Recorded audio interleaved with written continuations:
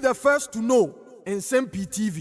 News efa galamsey ho ana efa se amanfo etu from agudie ne boni mu na wo mode se Ghana ansa ase de begiri se wati bebre na abusua de mede ba beso mu de abusua agya Ghana ayemhihye enye Ghana nko countries ya ben Ghana eni omo share boda nyina nom ede ayemhihye akwa akoto omo so ede asem NSC obeka ya yeto abawiye na NDC amayiko edi nkunim na NDC emrante sei womo abai na abanti eba no galamsey mu dia ende Jubilee House wo kra no se womo hwe ya o meti mu akakotu galamsey wo ho na me no kasa yi womo di galamsey ya atu ama se sei die baby a NDC emrante an alleged omodi galamsey ekwakoko pipa Ghana gas pipeline na abusiafo companies any wona wo Ghana gas pipeline say die wo mu ensa eda wo mu ti say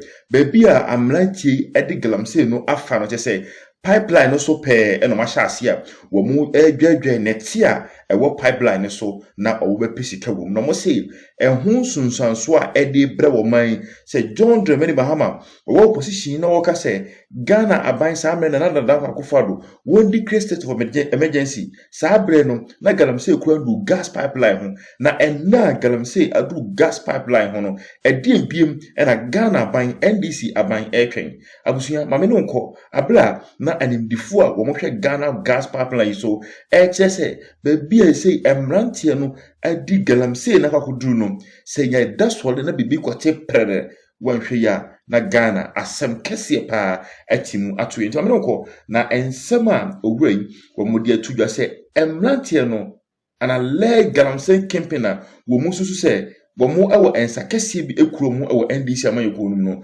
se die galamsey no womo edidi Ghana gas pipeline ho nyina na se eje prede abusua ba bia wotibia ewo Ghana ha bia no ebi beto yenko na woko TV bra ye ba Nsem-Pii TV ensema hodo a egupun so no ye besan ede kan yana tifo ho. A matter that has potential risk for lives and property. Now, communities in Western and Ashanti regions, some communities are sitting on a ticking time bomb. Why? Because illegal mining activities are creeping dangerously close to the critical gas pipeline. Gensa Energy has identified at least 15 high-risk areas where galamsey operations are cutting communication cables and threatening the veracity of pipelines. Ghana already struggles to meet a daily peak gas demand. That this will be compounded to cripple national energy supply and lead to power shortages. The Vice President of Operations at Gensa Energy, Henry Abeku, says the situation was uncovered by a monitoring team in the galamsey-prone areas that harbor national gas pipelines. We've identified several prone areas. We have more than 50 communities we've identified as galamsey-prone areas where the activities normally interrupt or cut our communication cables, and we've actually identified all of these communities where we've intensified surveillance monitoring systems. Western region, I wouldn't be able to, fully reveal, but there are a lot of areas in the Western region. Galamseys are very active in the Western region. Pipeline, Western region, Ashanti region, these areas are areas we are battling and working assiduously to ensure the communities are well sensitized to understand that some of these operations are very harmful to the operations of the pipeline and can become real threat to the community. So we work with the communities effectively to ensure that they accept that their operations these levels of operations could harm and become a threat to the safety of the communities. Right, so this is a matter that has serious consequences for the nation if things are not done immediately to address this. Ken Oshibe is with the Media Coalition Against Illegal Mining and also Chief Executive of the Chamber of Mines. Doctor, now they are moving from, cocoa farms and now having the audacity to get close to our gas pipelines. Clearly something must be done. What do you recommend immediately? It's not only the fact that we are endangering ourselves with this gas pipeline. There are also very extra high voltage pylons that are also being digged under. And if any of those pylons should go down, the cost to life and property, and this is something BRA, Gridco have been preaching about. And now the situation has not been made worse with this issue of gas. And we know how flammable gas is going to be. Right. And all of these people who are doing all of this are criminals. These are environmental criminals. And so they should be treated as such, that these are people who are endangering their very lives and endangering the whole country.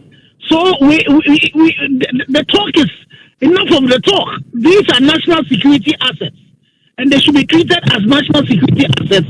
And we should not allow criminals who, for their own selfish, reasons, would want to endanger all of us. So these are some of the things that we'll be hoping that His Excellency the President, in the coming days, as we await his new methods of fighting this particular scourge, would add that, so that our gas pipelines, our high voltage lines, our roads, our water, our forest reserves, all of them will be treated with that robustness that is required. But it's taking this long for the engineers to come to this, highlight. I mean, bringing it to the media attention. Clearly, because you mentioned the fact that these are security installations, I don't think we should even get to the point where the engineers are now raising this concern before the nation to take action. No, at all. These are things that if you look at the protocols around gas pipelines, they are such that you don't allow any of these, operations around them. I remember even when we have to lay fiber, and you have to go into a place where there's a gas pipeline around the Tema area, the protocols you have to go through. So it's the same things that should be happening in there. We just have not been treating the issues around illegal mining, with the seriousness that it deserves. So you then have these criminals also then having the audacity, wanting to go close to this. And as I was telling you, I know that, the Ghana gas people would have been dealing with it in the past, as Gridco have also been dealing with the issues around their pylons in the past. But, in all of this thing that I've said, these are security concerns. And the question you'll be asking yourself is that where are the district and municipal security committees? And that's why, for me, the issues around what the DCs and MCs and the police commanders in these communities would have to come and play.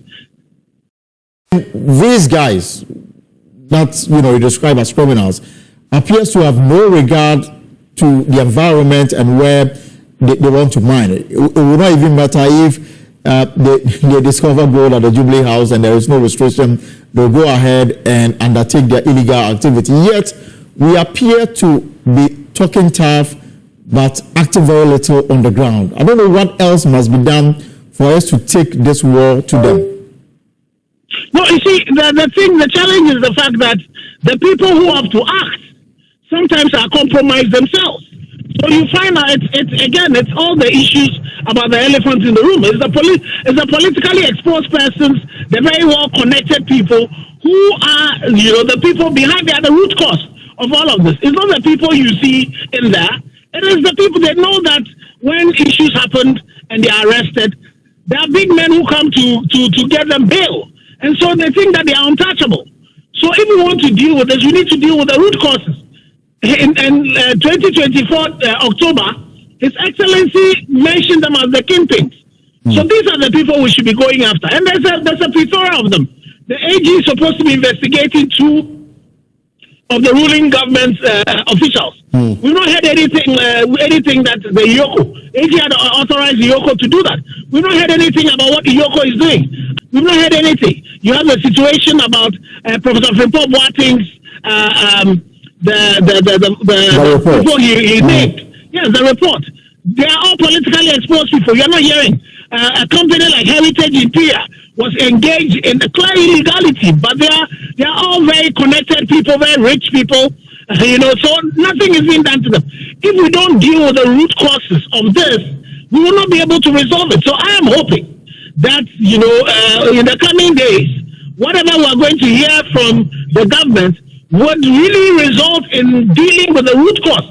These people who are responsible for this, and also holding the DCs and MCs accountable so that they should do their work. Today I was having a conversation with one of the DCs, and I am hoping that he will hear this and do the thing that he has to do in his constituency. But that's where, I mean, the foreign minister gave us a hint of what government's plans are in terms of going forward, but did not give us the details. What exactly are you hoping to hear from the president this time? So for me, a lot of the things that I want to hear is the things that the president himself had committed to, the pact he signed with the coalition and UTAC, and then some of the things they said. So we definitely would want to see state of emergency in some, in the areas that are endemic with this environmental criminals. He's asked that we hold, the DCs and MCs accountable. So I'm hoping that the president will say that for every DC or MC, if there's galamsey happening in your constituency, in your district or municipality, then you have failed me. He dismisses you and then he causes an investigation to find out whether you are complicit, and he holds you accountable. And we're also hoping that the president would immediately ask that all these politically exposed persons, including those that his attorney general has asked to be investigated, quickly to be arrested and investigation goes on, and those who have to be prosecuted are prosecuted. We'll also be hoping that situations like that obnoxious policy that the Minister of Interior has brought, where when foreigners are caught up in this illegality, they are deported, that will be changed, and we would apply fully the Act 955. Right. And also I believe that the work that the Minister of Lands has started with the excavators, at the port, we need to speed them up. There are over 7,000 excavators in the field. All of those, we should, under the state of emergency, they should be given maybe a week or a month to register the excavators, or they all be confiscated to the state, and we start exporting these excavators out of the country. And so there has to be a paradigm shift. We have had too many talks. And also another thing we should start doing is empowering the local communities. There is a local community where the folks were fighting the galamseyers. They are still in court, and we are going to be petitioned in the coming days, the Attorney General, to drop those charges against them and empower these local communities. There are a lot of them. Now they are all fighting back and saying, no, we want our cocoa farms. We don't want you to come and do illegal mining in our community. We need to empower all of these. There is a king, there's the chief of Aboso, who has also started, pushing back on the galamseyers. We need to get all of these traditional authorities and support them so that they will also be part of the fight rather from the ground, because that's how galamsey will be